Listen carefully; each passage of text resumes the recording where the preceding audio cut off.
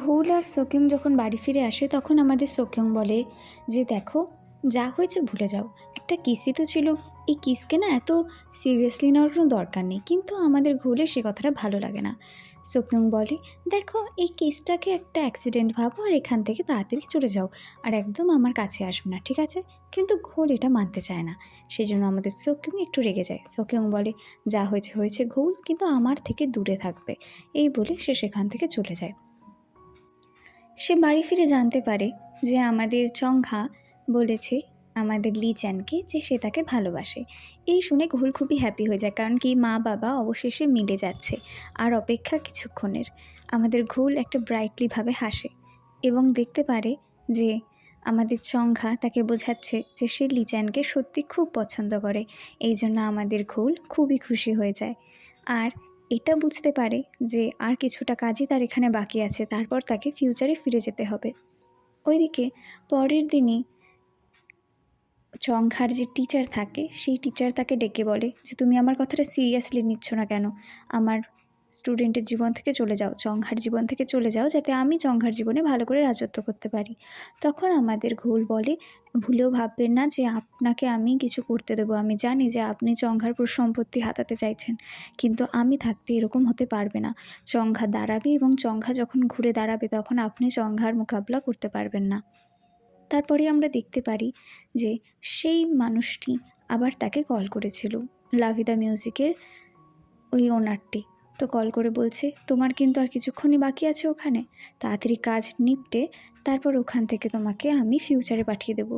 এটা ঘোল শোনে এবং একটু টেনশানে পড়ে যায়। ওইদিকে দেখি চংখাকে যখন চেলো বাজাতে বলা হয় তখন চংখা একটু অবাক হয়ে যায়। আসলে চংখা চেলো বাজাতে একেবারেই চাইছিল না। তার চেলো বাজাতে এতই ভয় করছিল যে সে সেখান থেকে বেরিয়ে যায়। তারপরে আমরা দেখি যে আমাদের লিচ্যান মন দিয়ে গান করছে। সে গান করছে এবং সে চংঘার কথা ভাবছিল। সে ভাবছিল চংঘা তাকে কিভাবে বলল যে সে তাকে পছন্দ করে। লিচ্যান আর চংঘার মধ্যে যা কেমিস্ট্রি ছিল সেটাই লিচ্যান গানের মাধ্যমে প্রকাশ করছিল। আর সেটাই শুনে নেয় আমাদের ঘোল। ঘোল বলে তুমি তো অনেক ভালো গান করতে শুরু করেছো। তখন লিচ্যান বলে হ্যাঁ, যখন তুমি ছিলে না তখন আমি অনেক ভালো করে গান করতে শিখে গেছি। ঘোল বলে কিন্তু তোমাকে তো পড়াশোনায় ধ্যান দেওয়া উচিত, তাই না? গান এগুলো ছাড়ো। ওইদিকে মিউজিক শপের যিনি ওনার ছিলেন তিনি সবাইকে ট্রিট দিচ্ছিলেন, সবাই খাওয়া দাওয়া করছিল এবং সবাইকে তিনি বলেছেন যে আজকে একজন নামি দামি গিটারিস্ট আসবে। এই গিটারিস্ট আর কেউ না, সেই গিটারিস্ট যার বদলে এখানে আমাদের ঘোল এসেছিল। তো সেই গিটারিস্ট আসার পরে সেই গিটারিস্ট বলে জানো, আমাকে একজন ডেকেছিল এখানে এবং ডেকে আমাকে বলেছিল সে নাকি আমাকে রাখবে, কিন্তু তারা তো ঠকবাজ ছিল, তাদের তো পরে দেখাই পাওয়া যায়নি। তো এই শুনে সবাই বুঝে যায় যে এরা অ্যাকচুয়ালি ঘোল এবং আমাদের লিচ্যানের কথা বলছে। লিচ্যান আর ঘোল তো তাদের থেকে লুকিয়ে গেছিলো এবং লুকিয়ে শুধু এটাই ভাবছিল সেই গিটারিস্ট যেন তাদের কথা না জেনে যায়। যদি জেনে যেত তাহলে মিউজিক শপের ওনারের সাথে তাদের সম্পর্ক খারাপ হয়ে যেত। আর যেহেতু ওদের কারণেই এত ভালো গিটারিস্টকে তারা হারিয়েছে, সেই জন্য সেই ব্যান্ডের তাদের তিনজনকে প্রচণ্ড মেরেছে এবং মেরে তাদেরকে বলল তুমি আর কোনো গিটারিস্ট পেলে না ঠকানোর জন্য।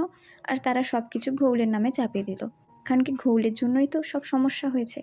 ওইদিকে আমরা দেখছি যে আমাদের সোকিং সে চেলো বাজাতে এতই ভয় পেয়েছে যে সে একটা ওষুধ খাচ্ছে।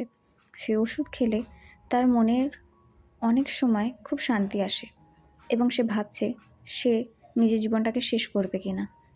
ওইদিকে আমরা দেখি লিচ্যান লাইব্রেরিতে এসে বলে যে তার সাইন ল্যাঙ্গুয়েজের জন্য একটা বই চাই। তখন লাইব্রেরিয়ান বলে যে এই বইটা শুধু তুমি না, আরেকটা মেয়েও খুঁজছে। তখনই সে দেখতে পায় ওই মেয়েটা অন্য কেউ মা, ওই মেয়েটা হচ্ছে কি চংঘা।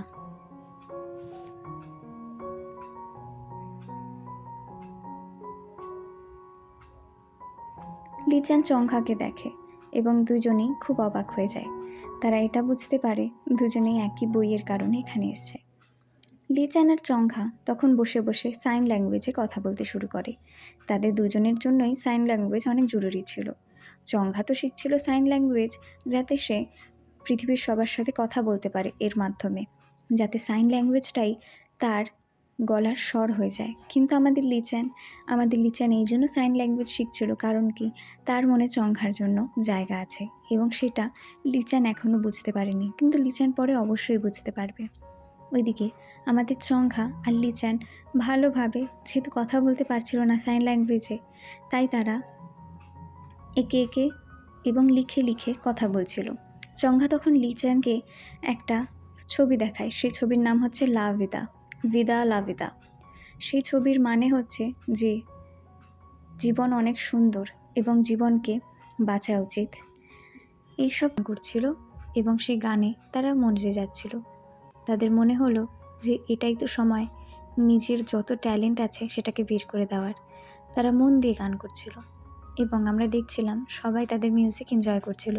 বিশেষ করে মাজু এখানে পারফর্ম না করলেও মাজু সব কিছু হ্যান্ডেল করে, যে তারা কোথায় পারফর্ম করবে, কেমন করে সব চলবে এবং কেমন করে না চলবে। আমরা দেখি ওরা যেখানে পারফর্ম করছিল, রেয়াজ করছিল, সেখানেই আমাদের চংঘা এবং সোকিউংয়ের দেখা হয়ে যায়। তারা দুজনেই একই জায়গায় যাচ্ছিল এবং আমাদের চংঘা সোকিউংয়ের সাথে কথা বলার জন্য একটু তো কেমন করছিল তার মনটা, কারণ কি চংঘা জানে যে লিচান সোকিউংকেই পছন্দ করে এবং এই জন্য লিচান কোনোদিন তার দিকে ঘুরেও তাকাবে না। সেই জন্য আমাদের চংঘা মনে কেমন একটা খটোমটো নিয়েই সোকিউংয়ের সাথে কথা বলে। আমাদের সোকিউং যতটাও সাইন ল্যাঙ্গুয়েজ জানতো, সেই নিয়েই সে আমাদের চংঘার সাথে কথা বলতে শুরু করে।